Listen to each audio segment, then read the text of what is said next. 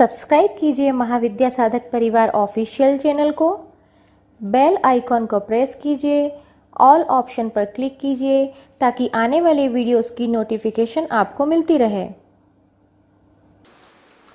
ओम श्री गणेशाय नमः। गुरुर्ब्रह्मा गुरुर्विष्णु गुरुर्देवो महेश्वर गुरुर्साक्षात् परब्रह्म तस्मै श्री गुरुवे नमः। ध्यानमूलं गुरुर्मूर्ति पूजामूलं गुरुपदं मंत्रमूलं गुरुर्वाक्यं मोक्षमूलं गुरुकृपा। गुरुकृपा ही केवलं गुरुकृपा ही केवलं गुरुकृपा ही केवलं। श्री गुरुचरण कमलेभ्यो नमः। मम सर्वस्व समर्पयामि। ओम परम तत्वाय नारायणाय गुरुभ्यो नमः। आप सबको बहुत आशीर्वाद है और सबकी आप सब शिष्यों की एक बहुत ही बड़ी इच्छा रहती है कि माता जी और गुरु जी साथ साथ बैठे और हम साथ साथ देखें। तो आज कृष्ण जन्माष्टमी का अवसर है, माता जी भी साथ बैठी हुई हैं और जैसा कि शिविरों में पहले होता है वो पहले चली जाती हैं और पहले जाके शुरुआत करती हैं। तो आज उन्होंने कृष्ण जन्माष्टमी के शिविर पे पहले शुरुआत की है और मैं हंस रहा था कि चलो अच्छा है। अभी जो वीडियो बन रहे हैं उसमें कई बार अब माता जी को कहाँ लेके जाऊँ, तो वो जब मैं देता हूँ तो उसमें वो रहती हैं, वो देता हूँ तो मैं रहता हूँ और शिविर की बात अलग होती थी। तो कभी ये जो वीडियो बनते तो कमरे में तो बनते नहीं है, बाहर बनते हैं, तो वो एक अलग विषय रहता है। तो आप लोगों की शिकायत रहती है माता जी गुरु जी साथ नहीं दिख रहे, तो होता है ऐसा।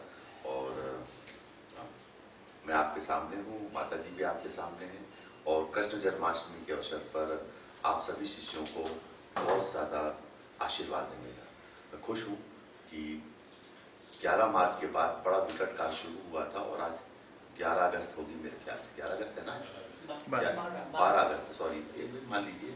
पर ये 5 महीने का जो समय था इसमें आप लोगों ने ओम श्रीम पशुमों फट का जाप किया और ओम नमो भगवते महासुदर्शनाय का जाप किया। इस जाप को आप कंटिन्यू रखिएगा। ओम नमो भगवते महासुदर्शनाय, भगवान विष्णु के महासुदर्शन चक्र का मंत्र है। महासुदर्शन तो सभी के पास है चक्र, महाकाली के पास भी, सभी इसको रखते हैं अपने पास। तो ये आपको थोड़ा सा जो समय बचा हुआ है उस समय में भी शिष्यों को सुरक्षित रखेगा और उम्मीद करता हूँ सारे शिष्य सुरक्षित हैं। जहाँ तक मुझे न्यूज़ मिलती है, खबर मिलती है, आप लोगों से बातचीत होती है, आप लोग अच्छे से हैं। और ऐसा नहीं कि आपका मन मुझसे मिलने को करता है और मेरा मन आपसे मिलने को नहीं करता है, हमारा भी मन करता है। और संस्था पूरी तरह से ठप है, कोई शिविर नहीं है एक तरह से, और क्या कहते हैं, कोई, मैं किसी को सामग्री नहीं दे सकता, कोई आना जाना नहीं है। 11 मार्च के बाद कोई शिष्य भोपाल नहीं आया है, तो इस तरह से कार्य चलता रहता है। फिर भी आपके निखिल धाम को मैंने पकड़ के रखा है, संभाल के रखा है और वहाँ पे उन्नति ही की गई उस काम में, उसको गिरने नहीं दिया गया है, उस काम को रोक दिया जाए। तो आपकी संस्था को नीचे गिरने नहीं दिया गया और किसी को निखिल धाम से निकाला नहीं गया, स्टाफ में किसी को निकाला गया। और लंबी 5 महीने की लंबी परिस्थितियों में आपसे भी मैंने संवाद बनाए रखा, माता जी ने भी संवाद बनाए रखा और स्थितियां 5 महीने में बहुत ज़्यादा बदल दी गई और सभी सुरक्षित हैं और आगे भी सुरक्षित रहेंगे। और इसमें मैं क्या कहूँ, और भारत को पवित्र भूमि कहा जाता है। पूरे आज से 25 साल, 50 साल, 60 साल पुरानी बात कह रहा हूँ, पूरे विश्व के लोग भारत को, पूरे विश्व के जो बौद्ध थे वो भारत को आज भी पवित्र भूमि मानते हैं। उनके जीवन का एक लक्ष्य होता है कि हम जीवन भर में एक बार भारत की पवित्र भूमि को स्पर्श कर लें, भारत की पवित्र भूमि पे दर्शन कर लें। ये क्योंकि पूरे विश्व में सबसे ज़्यादा ग्रोथ वाला और सबसे ज़्यादा फैलने वाला कोई धर्म है या संप्रदाय है या जिसके फॉलोअर्स बढ़ते हुए वो बौद्ध धर्म के। बुद्ध धर्म चूंकि वैज्ञानिक है और वैज्ञानिक दृष्टिकोण से अध्यात्म वो चीज़ वही है, लेवल बदल गया है, बोतल बदल गई, बात वही सनातन धर्म की। तो प्रत्येक बौद्ध धर्म के लोगों की एक इच्छा होती है कि हम अपने जीवन में एक बार भारत की पवित्र भूमि को स्पर्श कर लें। तो आपकी चाइना से क्या स्थिति, क्या इस परिस्थिति, वो तो एक अलग विषय है, पर वो इसको पवित्र भूमि मानते हैं। जैसे आप 4 धाम को मानते हैं, वैसे उनकी हर की इच्छा रहती है कि हमारा गुरु, हमारा शास्त्र, जिसका जन्म, बुद्ध का जन्म भारतवर्ष में हुआ है, अब एक बार भारत की पवित्र भूमि को स्पर्श कर लें। आप यकीन नहीं मानेंगे, कोरिया, जापान, यहाँ वहाँ दुनिया भर से करोड़ों टूरिस्ट सिर्फ बुद्ध के कारण आते हैं और भारतवर्ष में जितने बुद्ध का प्रचार प्रसार है उतना ही प्रचार प्रसार भगवान श्री कृष्ण का है।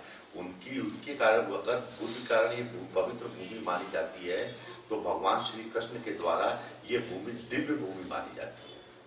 और चाहे पूरे विश्व में पिछले 5000 सालों में, बुद्ध को 2000 सालों में, पिछले 5000 सालों में भगवान श्री कृष्ण की भक्ति करने वाले लोग ईरान में भी हैं, अफगानिस्तान में भी रहे, सब जगह रहे हैं। रहमान भी रहा है और वो भी यहाँ पर भारतवर्ष में आया है। उनके कारण इसको वो एक पवित्र कहता है तो एक दिव्य भूमि को कहता है। तो दिव्य भूमि के दर्शन करने के लिए, इस पवित्र भूमि के दर्शन करने के लिए ही यहाँ पर आते हैं। प्रत्येक धर्म के जो रहे हैं, जो संप्रदाय के रहे हैं, उन्होंने भारत की भूमि को स्पर्श किया है, वो भारत आए हैं। आज भी, पहले भी ये बात थी और आज भी यही बात है कि ये भूमि की खासियत है। तो ये दिव्य भूमि है जिसको भगवान श्री कृष्ण ने अपने पांव से संस्पर्शित किया है, बुद्ध ने अपने पांव से संस्पर्शित किया है, महावीर ने अपने पांव से संस्पर्शित किया है और वर्तमान युग में निखिलेश्वर नाथ जी ने भी अपने पांव से संस्पर्शित किया है। और आज विश्व में उनके आप देखेंगे तो करोड़ों शिष्य हैं। गुप्त रूप से जो मेरा टीवी देखते हैं, ये देखते हैं, वो देखते हैं, वो एक अलग विषय, सामने नहीं आना चाहते, वो एक उनका विषय और उनकी स्वतंत्रता को मेरा सम्मान है, उसमें कोई दो मत नहीं है। पर एक देश को आपको समझना पड़ेगा कि दिव्य देश क्यों कहलाया, ये पवित्र भूमि क्यों कहलाया, ये शुद्ध भूमि क्यों कहलाया। ये आदि शंकराचार्य का देश है जहाँ पे भगवती त्रिपुर सुंदरी का प्रादुर्भाव हुआ। ये शंकर का देश है, शंकर भाष्य का देश है। तो इसमें इसकी विशेषता, इसकी विलक्षणता ही बहुत अलग है। और इस भूमि पे जन्म मिलना अपने आप में सौभाग्य की बात है। इसीलिए मैंने आपसे कहा कि मुझे भारतवर्ष छोड़कर कहीं जाने की इस जीवन में जरूरत नहीं है, मैं कहीं नहीं जाऊंगा। इसीलिए मैंने पासपोर्ट बनाया, ना कुछ बनाया, ना कुछ, क्योंकि कोई जरूरत नहीं है भटकने की। कब तक ये क्वेस्ट होगा इधर उधर, जो भी होगा वो करने की जरूरत नहीं है। जब जिस दिव्य भूमि और पवित्र भूमि में जन्म मिल गया, जहाँ सारी चीज़ों की प्राप्ति हो गई, वहाँ से भटकने की क्या जरूरत है। श्री कृष्ण जन्माष्टमी है। आपसे मैं एक बात कहना चाहता हूँ, आप इस बात का अवलोकन कीजिए। Where is the problem? आप अपने शरीर को कितनी बुरी तरह से उपयोग करते हैं। आपने कभी देखा है कितनी मर्सीलेसली अपने शरीर के अंगों का और शरीर का दुरुपयोग करते हैं। 40 साल में आपकी आंखें चली जाती हैं, 40 साल में आपके घुटने चले जाते हैं, 40 साल में आपके बाल चले जाते हैं, आपके दांत चले जाता है, आपका हार्ट चला जाता है, आपकी सारी क्षमताएं चली जाती हैं। आप कैसे दिखने लगते हैं मात्र 40 साल में? क्यों? क्योंकि उसका एक कारण है कि आप अपने शरीर को इतनी बुरी तरह से उपयोग करते हैं और फिर आप कृष्ण की बात करते हैं। आप पहले, सबसे बड़ी बात तो आप इस चीज को देखिए कि अधर्म क्या है, पाप क्या है। आप अपने स्वयं के शरीर को, जो ईश्वर ने आपको शरीर दिया है, उसका क्या क्या दुरुपयोग है, घनघोर दुरुपयोग है। बाहर की छोड़िए, आप अपने शरीर को, अपने शक्ल तो देखिए। आप 20 साल की उम्र में कैसे दिखते हैं, 40 साल तक पहुंचते पहुंचते सब खत्म कर लेते हैं। आप सोचने समझ, इतनी शराब पी लेते हैं, इतना नॉनवेज खा लेते हैं, इतना झगड़ा कर लेते हैं, इतनी हरकतें कर लेते हैं, इतनी उछल कूद कर लेते हैं, इतने हाथ पांव तोड़ लेते हैं कि 40 साल की उम्र तक बचने के बाद ये शरीर, जिस शरीर से हमारा अस्तित्व है, जिस शरीर से मैं बोल रहा हूँ, जिस शरीर से मैं सारे काम कर रहा हूँ, उस शरीर को डायबिटीज कर लेते हैं। भगवान जाने क्या क्या। आप खुद देख लीजिए आपके शरीर की क्या, कितना मोटा कर लेते हैं आप अपने शरीर को, कितना विकृत कर लेते हैं, कितना प्रदूषित कर लेते हैं, कितना अशुद्ध कर लेते हैं, कितना हिंसक बना लेते हैं आप अपने शरीर को। ये आप देख के देखिए। और फिर आप धर्म की बात करते हैं, आप फिर बुद्धि, आप फिर बड़ी बड़ी बातें करते हैं। सबसे बड़ी बात कर लीजिए, जिस शरीर से सब चीजों का पालन होगा, जिससे सारे कर्म संचालित किए जाएंगे, जिसके माध्यम से हम संबंध बनाएंगे, जिसके माध्यम से हम इंटरेक्ट करेंगे, उस शरीर को ही हम नष्ट कर लेते हैं। उसी मानस को, आप अपने मानस का कितना गलत उपयोग करते हैं, आप अपने मस्तिष्क का कितना गलत उपयोग करते हैं। 3 घंटे 6 घंटे बैठ के आप इंटरनेट देखेंगे तो आपका क्या बचेगा माइंड में? अब पूरा मानस ही खत्म हो जाता है, मानस बचता कहाँ है? आप अपनी निद्रा का कितना गलत दुरुपयोग कर लेते हैं। निद्रा कहाँ बचती है? वो रात कहाँ बचती है? ऐसा कुछ है। आपको ये सोचना पड़ेगा, किसी भी बात को करने से पहले आपको तैयार रहना पड़ेगा कि आप अपने मानस को, आप अपने, मेरे पास आने से पहले आप अपने मानस को, अपनी चेतना को, अपनी बुद्धि को, अपने ज्ञान को, ज्ञान पटल को, आप अपने दिमाग को पूरी लाइब्रेरी बना लेते हैं। तो कितना कचरा भर लेते हैं, इतना पढ़ लेते हैं, इतना पढ़ लेते हैं, हर कुछ पढ़ डालते हैं, हर कुछ देखते रहते हैं। क्या होगा? आपका जीवन सिर्फ चुटकुला, दिन भर आप सुबह से उठ के चुटकुलेबाजी करते हैं, फिर उसके बाद अध्यात्म। मैंने देखा है, मेरी कोई शिष्या है वो चुटकुलेबाजी करती है सुबह से, और चुटकुले भेजती है इधर से उधर इंटरनेट पे, और उसके बाद बोलते हैं हमें दिव्य ज्योति के दर्शन करा दो। मैं हंसता हूँ, मैं इस बात को देख के विचित्र हो जाता हूँ कि जिस शरीर का, जिस अंग का, जिस हाथ का आप ये हाल कर रहे हैं, उससे आप क्या चाहते हैं? क्या आपकी बॉडी सस्टेन कर लेगी? फिर आप थोड़ी देर बाद कहते हैं मेरी कुंडली जागृत कर देना, मुझे भगवान श्री कृष्ण के दर्शन करा देना, मुझे क्या कहते हैं ज्ञान प्राप्ति करा देना, मुझे ये कर देना, वो कर देना, मेरे को सिद्धि दे देना। पर आप अपने शरीर का उपयोग करके देखा है आपने कितना नष्ट किया? आपने सारी चीजें यही की है। हम मनुष्यों को, हम समग्र मनुष्य जाति को सोचना पड़ेगा। हमने ईसा मसीह का क्या हाल किया? सूली पे लटका दिया, हाथ पांव में कील ठोक दी हमने उठा के उनकी। अब बाद में हम उनकी आरती उतारते हैं, अब उनके नाम पे हम क्रिश्चियन बनते हैं। पहले तो हमने सूली पे लटका दिया, उनको खत्म कर दिया, उठा के मार ही डाला। बुद्ध का हमने क्या हाल किया? बुद्ध मथुरा से आगे बढ़ ही नहीं पाए, मारते थे लोग उनको डंडे से कि यहाँ हम ये कहते थे हमारे प्रदेश में तुम घुस नहीं मत, हम तुमको मारेंगे, तुम जाओ यहाँ से।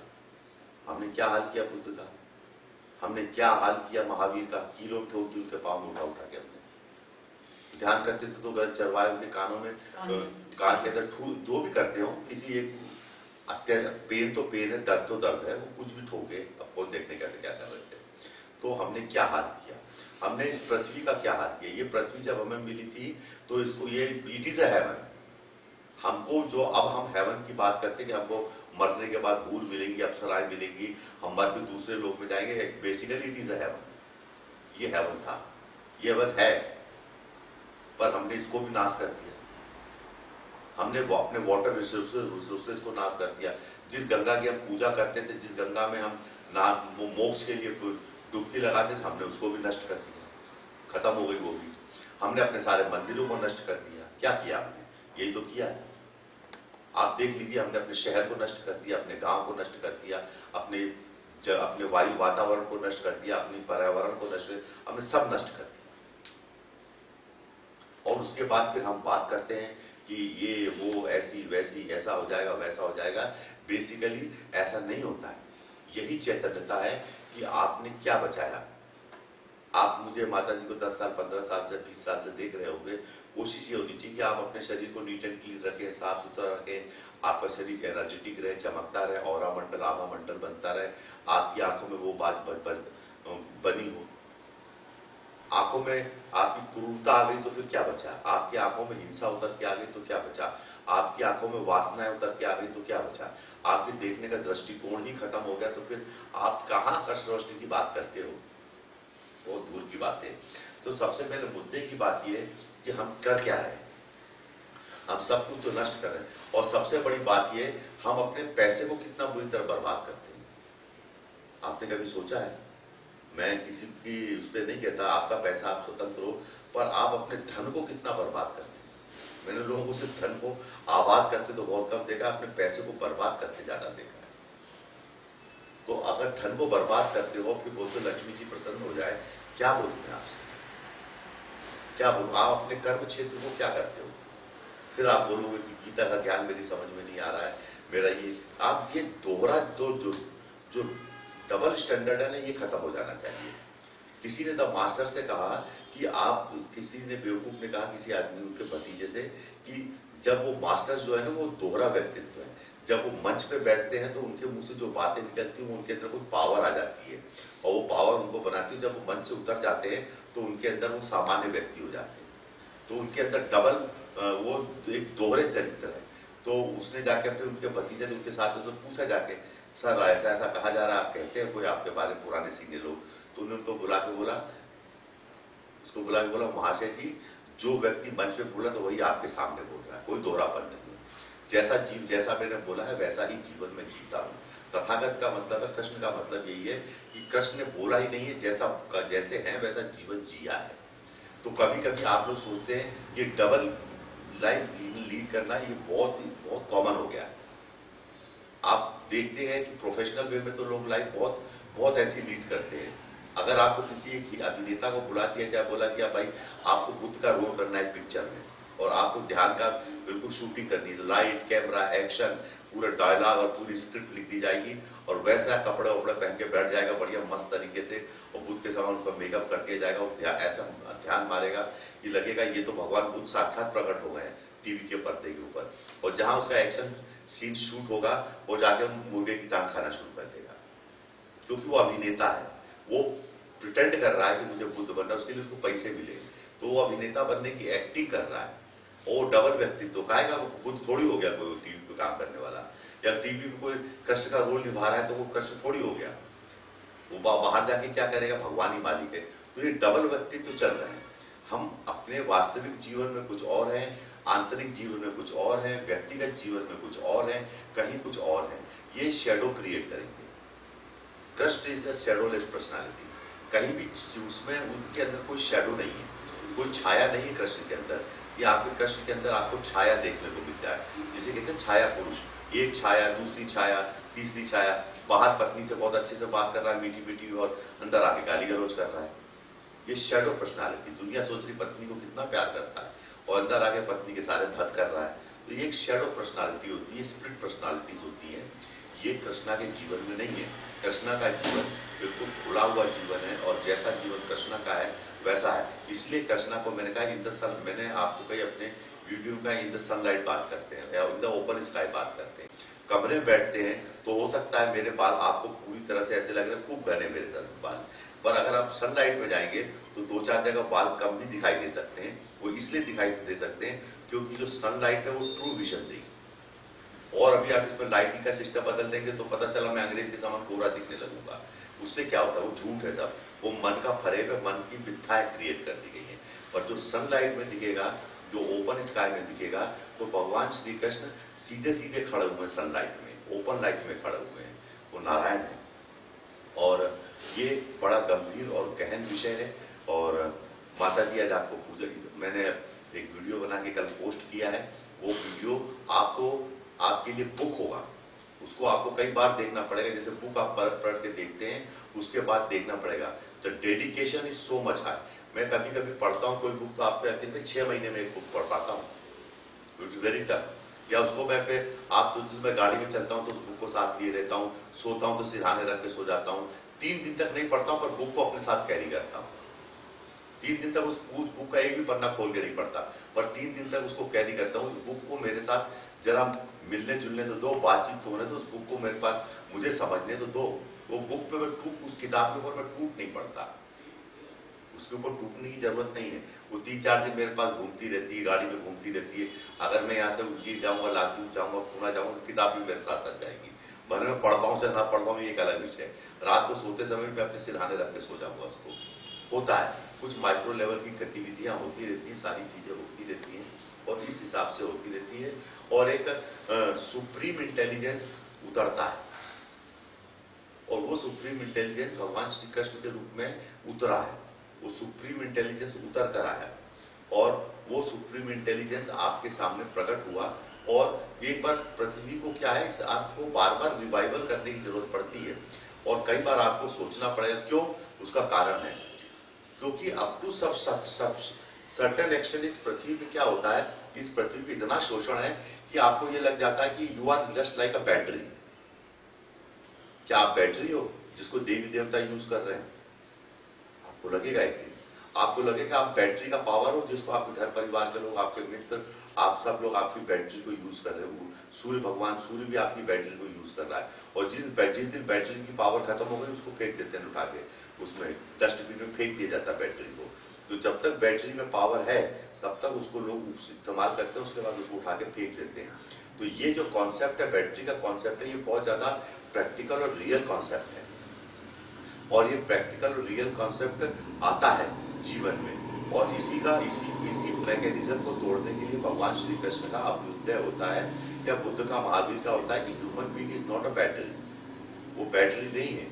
और आपने क्या किया, आप भी यही करते हैं, आप भी धीरे धीरे करके उसको बैटरी में, किसी भी लिविंग ऑर्गेनिज्म को बैटरी में कन्वर्ट कर देते हैं। ऊर्जा का स्रोत, ये बड़ी गलत बात है। लेकिन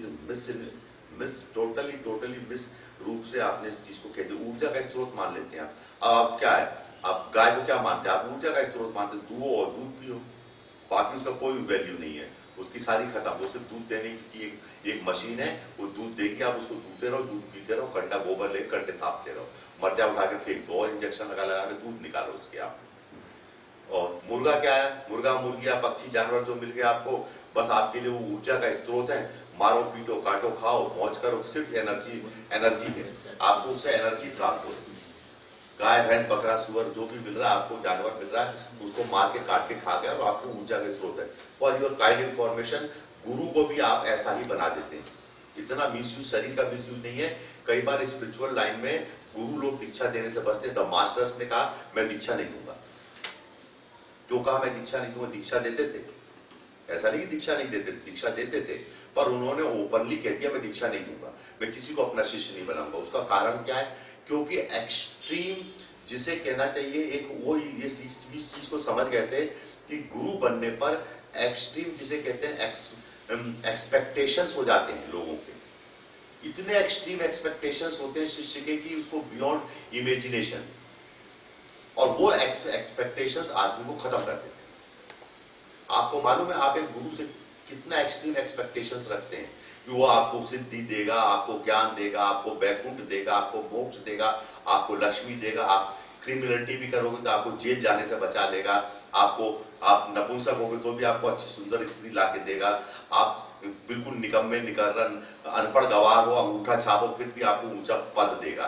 तो ये आपके ये जिसे कहते हैं ना कि इतने एक्सपेक्टेशंस गुरु से होते हैं। अरे गुरु जी को क्या, गुरु को तो भूख भी नहीं लगती, रोटी भी नहीं देना उसको, पैसे भी वो अपनी सिद्धि से कहीं बरसात करा लेगा आसमान से।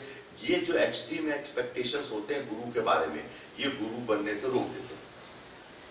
वो गुरु नहीं बनना चाह रहे थे, देते थे, दीक्षा करते थे, पर उन्होंने इस भाग गए, इस चीज से एस्केप कर गए। बहुत सारे गुरु एस्केप कर जाते हैं, वो तो अपना लो लेवल पे काम करते हैं, क्योंकि एक्सपेक्टेशंस इतना हाई होता है। ये हाई एक्सपेक्टेशंस ही बताता है, ये हाई एक्सपेक्टेशंस ही इस पृथ्वी को नष्ट कर रहा है।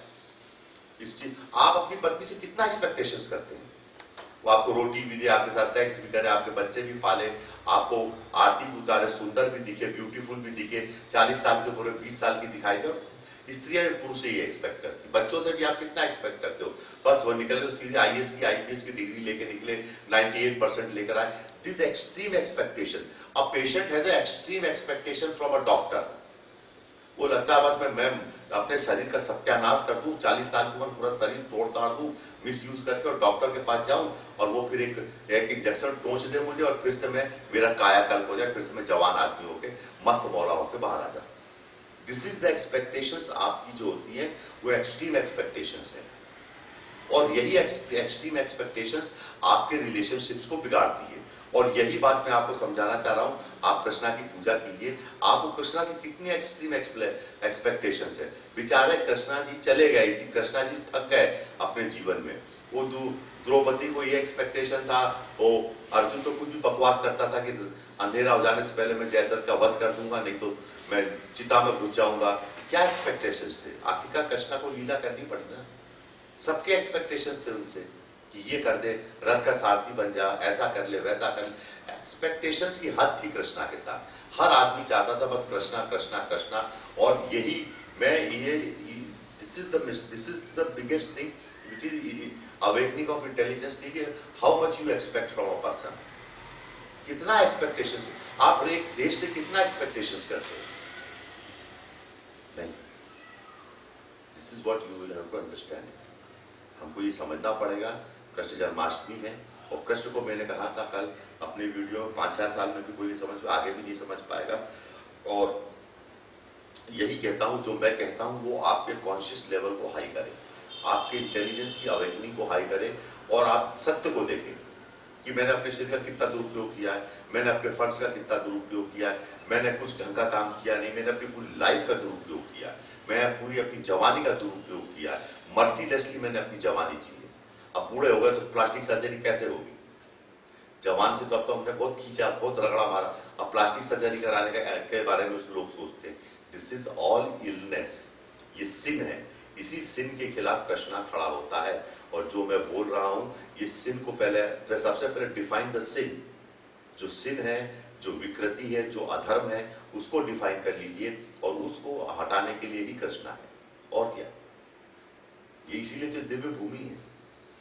ये दिव्य भूमि है, यहाँ पे ऐसे लोग हैं, यहाँ पे ऐसे। और मैंने तो ये देखा है, मैंने तो अपने गुरु को इतनी कम उम्र में शरीर त्याग के जाते देखा है।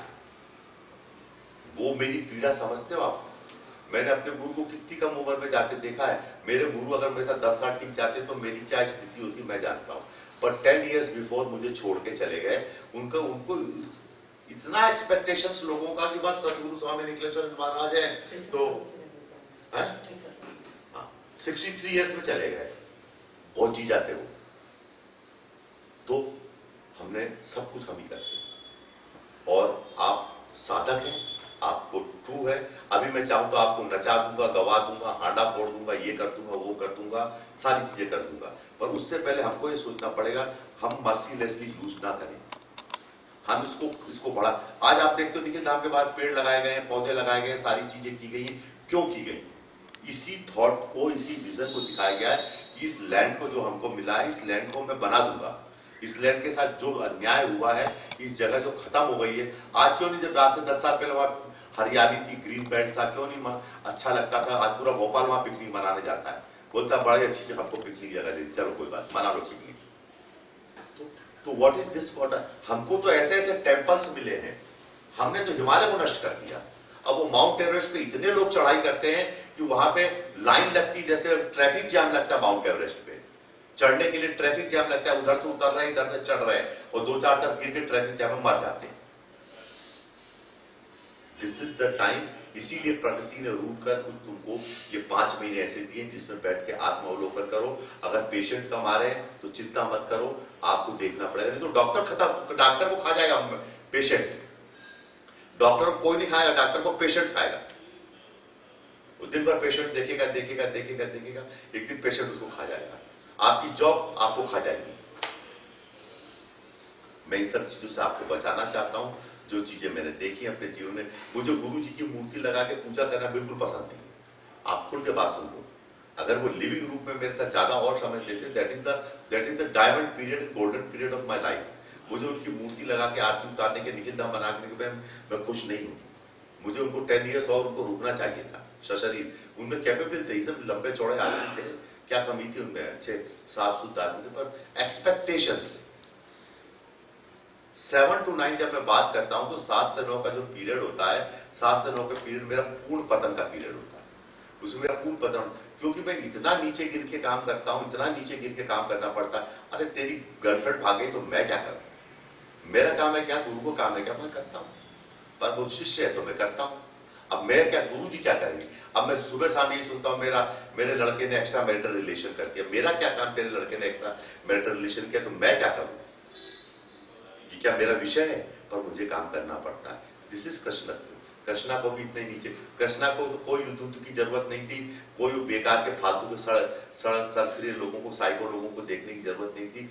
फिर भी उनको नीचे के लेवल पे आना पड़ा, और नीचे के लेवल पे आके बेकार के लोगों के साथ युद्ध करना पड़ा, सारी चीजें करनी पड़ी। व्हाटएवर इज दैट उन्होंने किया। कृष्ण जन्माष्टमी है, ये दिव्य भूमि है, पवित्र भूमि है। आने वाले समय में भी कृष्ण आते रहेंगे, राम आते रहेंगे, बुद्ध आते रहेंगे, ऐसी कॉन्शियसनेस आती रहेगी। हमारे धर्म में भगवान बार बार आते हैं। ये हमारे धर्म की ऋषि मुनियों ने एक समझता की है, वो आते रहेंगे। ही विल कम, हम उनका मोस्ट वेलकम है। वो आते रहेंगे, आपको लाइट देते रहेंगे। Because you need a torch, you need a search light. आपको सर्च लाइट की इस समुद्र में जरूरत पड़ेगी। और पूजा क्यों करते हो? पूजा डर के करते हो क्या? इसलिए पूजा फेल है क्योंकि 90% आदमी भगवान से डर के पूजा करता है। भगवान यूनिफॉर्म की तो, और अगर आप गुरु से डरते हो तो आप गुरु को छोड़ दो। जिससे डरते हो उसको छोड़ दो। मैं तो खुल के कह रहा हूं। आप अगर तंत्र यंत्र से डरते हो तो उसको छोड़ दो, मत करो पूजा। किसने कहा मंत्र जाप करने के? छोड़ दो मंत्र जाप, फॉरगेट इट। आपको डर लगता है, आपको स्कूल जाने डर लगता है, स्कूल जाना छोड़ दो, मत जाओ स्कूल। क्या जरूरत है स्कूल जाने की? जब डरते हो तो डर के पूजा क्यों? मुझसे क्यों डरते हो? माता जी से क्यों डरते हो? कोई तुमको कोई श्राप व्राप नहीं देता, कोई आशीर्वाद नहीं देता, कोई तुम्हारा बुरा नहीं करता। तुम्हारी बकवास है, ये तुम्हारे माइंड की कमजोरी है, ये तुम सोचते हो। कोई गुरु, मैंने कहा ना, मैं 45 मिनट का एक प्रोग्राम रोज करता हूँ, 40 मिनट का, और स्पीड ऑफ लाइट से अपने माइंड को घुमाता हूँ। अभी तो कभी 25 मिनट में भी, पर सारे शिष्यों को अपने चेतना पटल पे लाता हूँ। एक एक बार उनकी नजर मारता हूँ। ये पहले आए थे 10 साल 20 साल पहले, 25, उसकी इमेज आती रहती मेरे माइंड पे और जाती रहती, सड़ सड़ सड़ सड़ सड़, जैसे सूर्य का प्रकाश चलता है ना, वैसे एक बार नजर मार के हाँ ठीक है, आशीर्वाद है खुश रह खुश रह, ठीक है चल, कोई प्रॉब्लम हो तो ठीक कर देंगे। ये कंटिन्यूएशन में गुरु करता रहता है। गुरु अपने मार्ग से नहीं भटकता, गुरु अपने मार्ग से अपना काम करता रहता है। और कुछ ज्यादा बोल गया हूं तो क्षमा कीजिए, और जो कहना था कह दिया। कृष्ण भगवान पास में बैठे हुए हैं और उन्होंने जो कहलवा दिया। आपकी माता जी, अब मैं साथ बैठा हूँ और आपकी माता जी आपको बगलामुखी की सिद्धि है, पूजन करती हैं, बड़ी डेडिकेटेड हैं और निष्काम भाव से बगलामुखी का पूजन करती है। ऐसा नहीं कि वो उसका कोई शत्रु है या उसके पास कोई धन की कमी है या रूप की कमी है या सौंदर्य ऐश्वर्य की कमी है या उसको कोई भूत प्रेत भगाने हैं या उसको किसी को झाड़ फूक करनी, इसलिए नहीं करती। वो पूजा बगलामुखी की करती है। आप लोग भी करते रहिए और ये वीडियोस देखते रहिए और वीडियोस में कमेंट जरूर करते रहिए। देखो मैं आपको एक बात बोलता हूँ, आप सारे लोग जो मुझे सुन रहे हैं, इस बात को सब जगह सर्कुलेट कर दीजिए। यही आपकी कृष्ण जन्माष्टमी की दीक्षा होगी। ये वीडियो 100 साल तक, 150 साल तक, 200 साल तक, 1000 साल तक भी देखे जा सकते हैं, ये सुने जा सकते हैं। इसलिए मैं आपको बार बार कहता हूँ, आपको काल ज्ञान होना चाहिए कि आज से 60 साल बाद, 70 साल बाद कोई अगर खोल के देखे कि गुरु जी ने क्या कहा था, किन शिष्यों ने कमेंट किया था, तो याद रखेगा कि हाँ ये उनके जमाने के शिष्य रहे। आज शिरडी के साईं बाबा के जमाने के लोगों को लोग देखते हैं तो बड़े खुश होते हैं क्योंकि उनके साथ चले थे। अब निकम्मों के समान पड़े हुए हैं, मैं वीडियो बना बना के देता हूँ, कमेंट नहीं करते, लिखते नहीं, उसे ढंग से देखते नहीं है, तो आपको काल ज्ञान नहीं है, आपको काल सिद्धि नहीं है। आपको मालूम 50 साल बाद क्या होगा? आज वो तो मरने जीने की बात हम खत्म कर देते हैं। मैं आपको खुला हिसाब, खुला चैलेंज देता हूँ, ऊपर चले देता हूँ। सन अगस्त 2021 में इसको जो वीडियो मैंने आज दिया है, 2020 चल रहा है, अगस्त 2020 चल रहा है, अगस्त 2021 में इसको जब वीडियो रिलीज होगा तो इसको 50,000 आदमी एक साथ देखेगा, लाख आदमी एक साथ, 1 लाख व्यूअर एक साथ देखेंगे। मुझे मालूम है एक साल बाद क्या होने वाला है, पर उस समय उनको ये भी तो मालूम होना चाहिए कि 2020 में जब ये वीडियो दिया था तो ये शिष्यों ने बड़े ध्यान से देखा था। ये देखने वाले पहले लोग हैं, ये ज्ञान प्राप्त करने वाले पहले लोग हैं, इनने इनके बारे में कमेंट लिखा है। ये काल सिद्धि है, ज्ञान सिद्धि है, गुरु के आवरण में आने की क्रिया है। मत करो, बैठे रहो, मत लिखो जवाब, मत लिखो, ये होना चाहिए। मुझे कोई आपके कमेंट फमेंट से क्या फर्क पड़ता है, आप सही लिखो गलत लिखो, वो मेरे लिए इमटेरियल है। पर मैं काल ज्ञान जानता हूँ, मरने जीने की बात को हटा देता हूँ। 2 साल बाद जब ये वेबसाइट खोलेगी तो 1 लाख व्यूअर होगा जब जैसे मेरा वीडियो आएगा। आपको मालूम आप कहाँ, और जैसे ही भोपाल को मैं खोलूंगा, आप ये मान के चलिए इतनी भीड़ आने वाली, इतनी भीड़ आने वाली है। एक बार भगवान बुद्ध ने एक स्वप्न देखा था, जब उनको ज्ञान प्राप्त हो गया तो उन्होंने स्वप्न देखा, वो भारत के विशाल नक्शा है, उसके ऊपर विशाल शरीर लेटा है, उनका सिर हिमालय की तरफ था, एक हाथ उनका गुजरात की तरफ था, एक हाथ उनका उड़ीसा की तरफ था, पांव उनके जो थे नीचे समुद्र की तरफ थे और ऐसे लेटे हुए, मतलब उन्होंने अपने आप को ऐसे लेटे हुए देखा और देखा लाखों करोड़ों पक्षी उड़ के चले आ रहे हैं उनके पास, उड़ के चले आ रहे हैं उनके पास, और वो इतने विराट हो गए कि भारतवर्ष की पूरी भूमि पे हाथ और ऐसे पांव करके लेटे हुए। वो सत्य हुआ। आज 24 साल हो गए और पूरे देश विदेश, पूरी दुनिया, ब्रह्मांड से सारी शक्तियां, सारे लोग आज भी उड़ उड़ के बोध गया इधर उधर भगवान के दर्शन करने आते हैं। तब से लेके आज तक चले आ रहे हैं। वो स्वप्न देखा था उन्होंने, जैसे ही उनको ज्ञान प्राप्त हुआ तो उसके बाद ये स्वप्न देखा था, वो स्वप्न सिद्ध हुआ। और मैं आपसे बोल रहा हूँ, आज बोल रहा हूँ, अभी आज इसी वक्त ऑन द स्पॉट निर्णय होने चाहिए। आप चूंकि कल 1 लाख नया आदमी आके खड़ा होगा, वो मैंने अभी तक रोक के रखा था, मैंने खोल दिया है।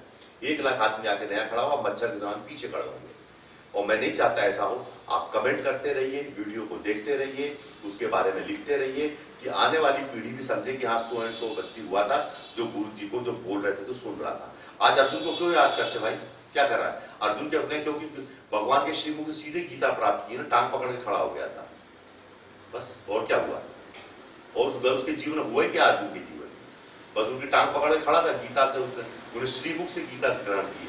आपने पुस्तक से ग्रहण की होगी, कैसे गाने वाने के माध्यम से गीता ग्रहण कर रहे हैं, पर वो he is the first person जिसने प्रभु श्री कृष्ण के मुख से सीधे गीता को ग्रहण किया है अपने कानों में।